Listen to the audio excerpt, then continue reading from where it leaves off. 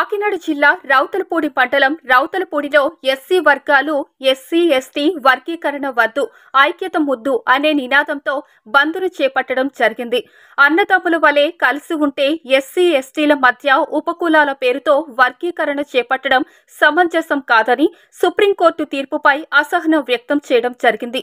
ఈ తీర్పుపై సుప్రీంకోర్టు మరియు మోడీ ప్రభుత్వం పునరాలోచన చేయాలని, లేదంటే ఈ వర్గీకరణపై పోరాటం ఆపేదే లేదని ఈ సందర్భంగా మాట్లాడటం జరిగింది. ఈ కార్యక్రమంలో అధిక సంఖ్యలో ఎస్సీ వర్గాల నాయకులు, ఎస్సీ వర్గ మండల కమిటీ సభ్యులు పాల్గొనడం జరిగింది.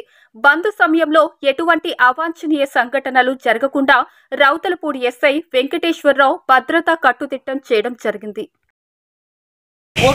తిరుగుతూ మందకృష్ణ గారు అన్నదమ్ముల్లా కలిసి ఉండాల్సిన దళితులందరినీ కూడా ఏబిసిడి ఉపకులాలుగా విభజించాలనేటువంటి ఆయన పోరాట ఫలితంగా అతనికి జరగాల్సిన న్యాయం కన్నా అన్యాయమే ఎక్కువ జరిగింది.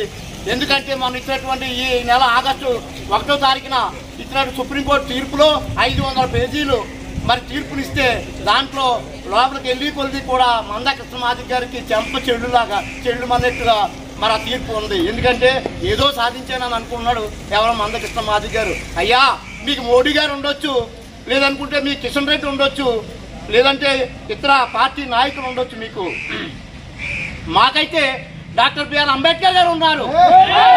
ఆయన పాత తూడు నుంచి పుట్టినటువంటి మాలలమయ్యా మేము.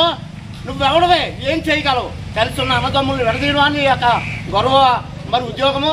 కాబట్టి ఏ సుప్రీంకోర్టు తీర్పు ఇచ్చినా అది పార్లమెంట్లో చర్చ జరగాలి, అంతకన్నా ముందు జనగణన జరగాలి, దాన్నేమో రాష్ట్రపతి ఆమోదించాలి. ఎంత పని ఉంది. 59 ఉపకులాల్లో ఏ కులం ఎంతమంది ఉందో కూడా జనగణన లేకుండా నువ్వు ఎలా తీర్పునిస్తావు? అయ్యా డివై చంద్రచూడ్ గారు, మీరు ప్రధానమంత్రిగా ఉండి ఏదో డబ్బులకి కక్కుతుపడో లేకపోతే మీ పదవులకు కక్కుతుపడో మిమ్మల్ని ఏదో బెదిరిస్తేనో భయపడిపోయి తప్పుడు తీర్పును ఇవ్వాల్సిన లేదు. ఎందుకంటే మాలలు పిల్లులు కాదు, పులులు సింహాలుగా తిరగబడి ఈరోజు మీ తీర్పుని ఎదిరిస్తూ ఇవాళ భారతదేశం యావత్తు కూడా భారత్ బంద్ను మేము చేస్తూ నిరసిస్తూ ఉన్నాము. కాబట్టి ఎప్పటికీ జరగలేదు. మీరు ఇంకా చేయాలనుకుంటే చాలా అభివృద్ధి ఉంది. భారతదేశంలో ఎన్నో కులాలు ఇంకా వెనకబడి ఉన్నాయి. భారతదేశంలో ఎంతో అభివృద్ధి జరగాల్సి ఉంది. దానిపై మీ యొక్క చదువు సంస్కారాన్ని దానిపై దృష్టి కేంద్రీకరించమని చెప్తా ఉన్నాం. అంతేగాని